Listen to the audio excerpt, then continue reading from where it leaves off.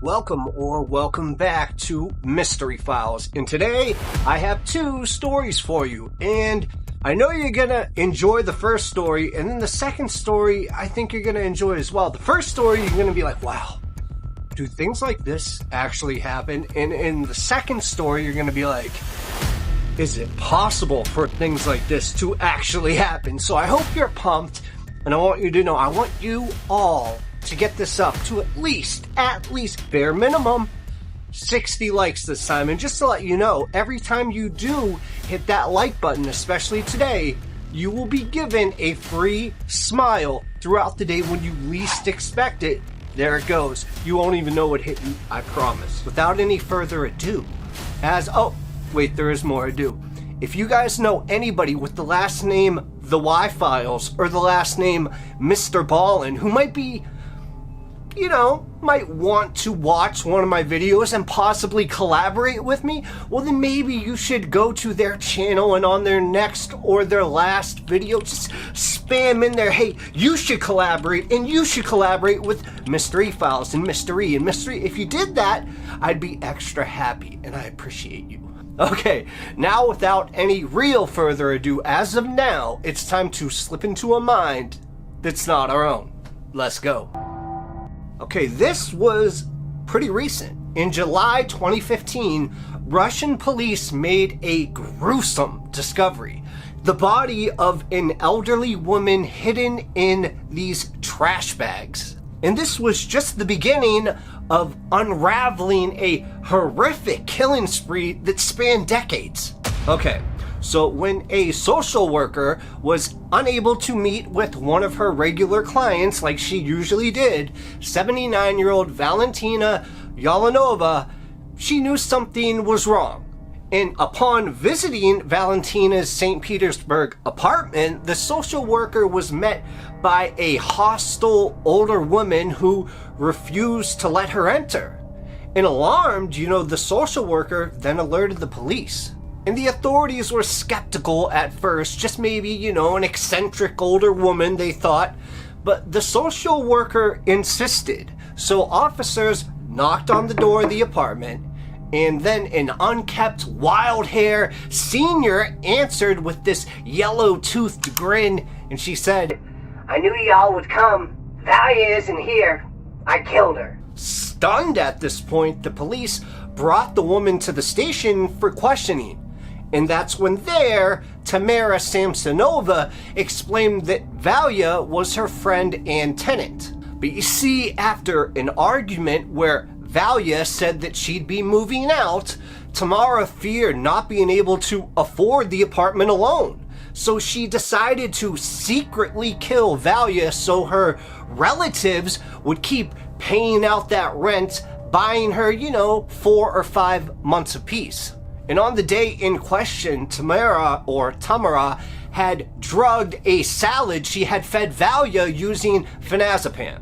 Now, Tamara then went to bed and later found Valia lying unconscious on the kitchen floor. She said, "I wanted to carry her to the bathroom, but she was just too heavy." And then she shockingly described borrowing a hacksaw, then dismembering Valia's body on the kitchen floor viciously with no mercy. Tamara severed the arms, the legs, the head, the hands, and boiled the latter two in a pot on the stove to obliterate the identity.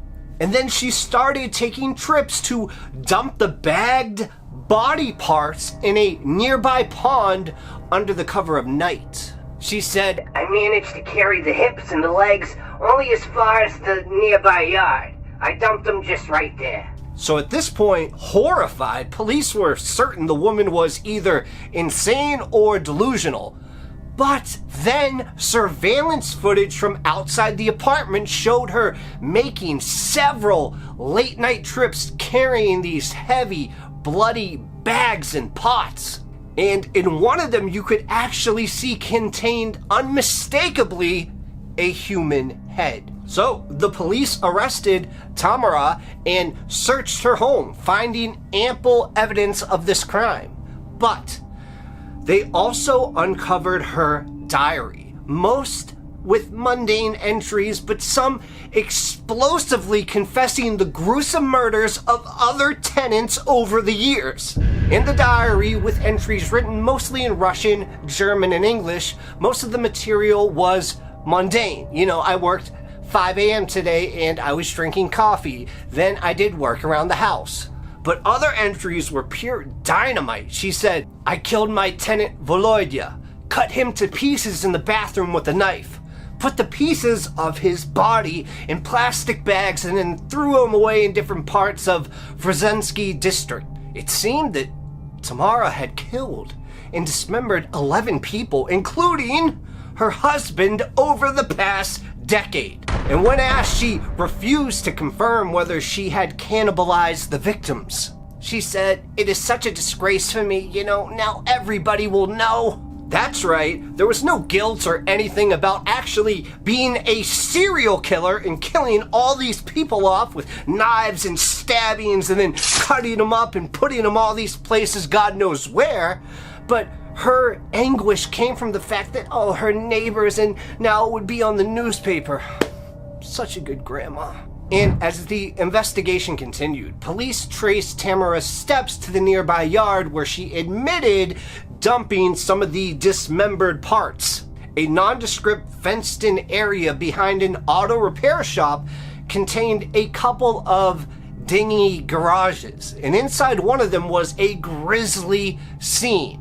Bloody old curtains wrapped around 2 human legs and a part of a pelvis.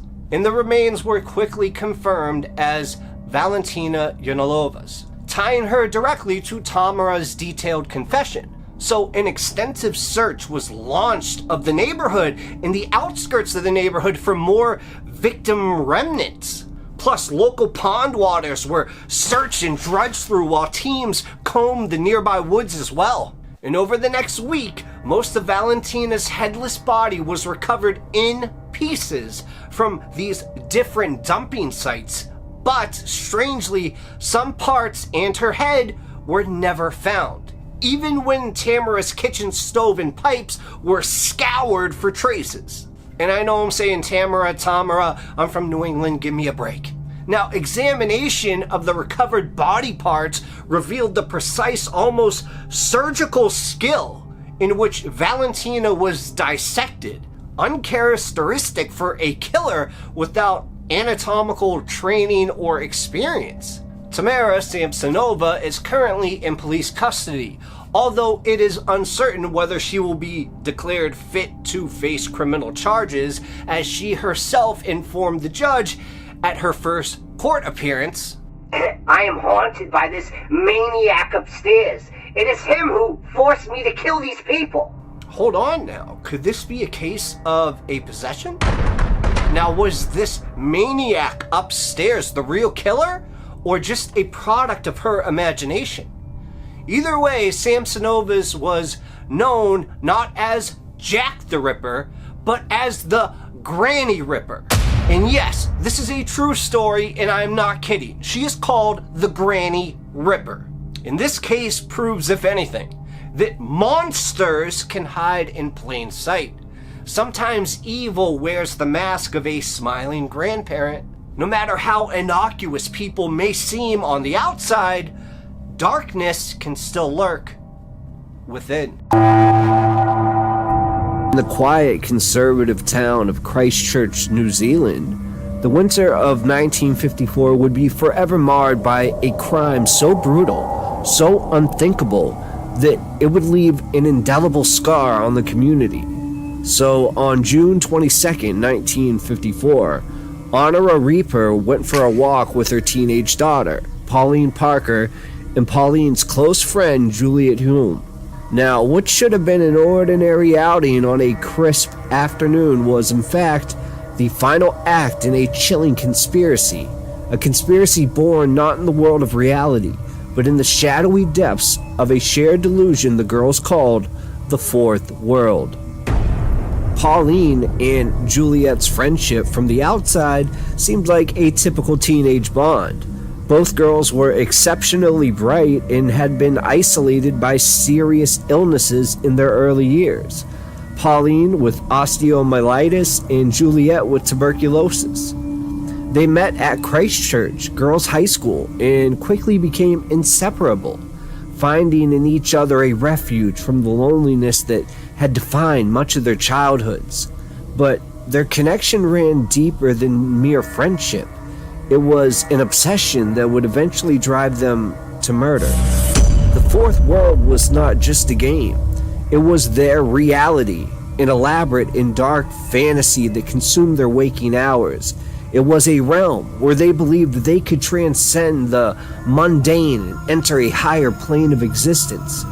The girls saw themselves as creators and rulers in this world, casting off the moral constraints of their upbringing in favor of a self-made universe where they alone dictated the rules.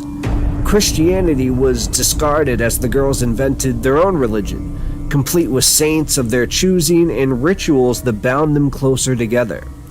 In the Fourth World, Pauline and Juliet imagined themselves as immortal beings, destined to achieve greatness together. They wrote plays, stories, and poems that detailed their adventures in this parallel dimension, each creation further blurring the lines between fantasy and reality. The girls' parents were concerned about the intensity of their relationship, but the true depths of their obsession remained hidden, even as it spiraled out of control. The Fourth World became their sanctuary, but it was also the crucible in which their darkest desires were forged. You see, in 1954, when Juliet's parents decided to separate and made plans to send Juliet to South Africa, the girls were faced with the prospect of being torn apart. For Pauline and Juliet, this was not just a painful separation. It was the destruction of their entire world.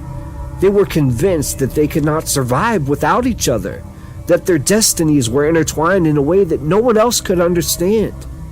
To them, the only solution was to eliminate the one obstacle that stood between them and their future together, which was Pauline's mother, Honora.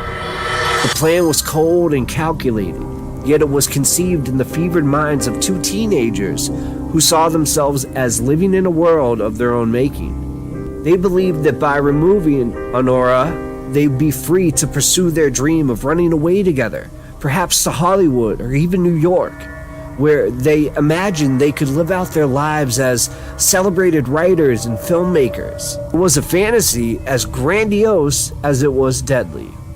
On that fateful day in June, Pauline and Juliet led Honora into Victoria Park, a secluded area they had chosen specifically for its isolation. And as they walked along that path, the girls were a picture of calm, their demeanor betraying nothing of the storm of emotions raging inside them. Honora, unaware of the deadly trap that was being sprung, walked alongside her daughter, trusting as any mother would. The trio paused at a cafe for tea, a brief respite before the horrors to come. And as they continued to walk, Pauline and Juliet exchanged a glance. This was the moment that they had planned for, and in a flash, the girls launched their attack. With a brick concealed in a stocking, they bludgeoned Honora with the ferocity that even shocked themselves. The first blow was met with a cry of pain, but it wasn't enough. The girl struck again and again, the brick smashing into Honora's skull, her screams echoing through the trees until they were silenced forever. The murder was brutal, savage, and over within minutes. Honora's body lay crumpled on the ground, her blood staining the earth beneath her. And the girls, now drenched in blood, were momentarily frozen, stunned by the reality of what they had just done. But now there was no going back. They had crossed the line that could never be uncrossed, so faking panic, they ran back to the cafe, shouting for help. "Please help us! Mommy is hurt, covered in blood!" Pauline cried, her voice filled with false terror. The cafe owner, startled by the sight of the two blood-soaked girls, rushed to the scene but quickly realized that this was no accident. The brutality of the attack, the blood, the weapon, it was all too much to be explained away by a simple fall. The truth was glaring, undeniable, and when the police arrived, they found the murder weapon, the stocking with the brick still inside, discarded in the bushes.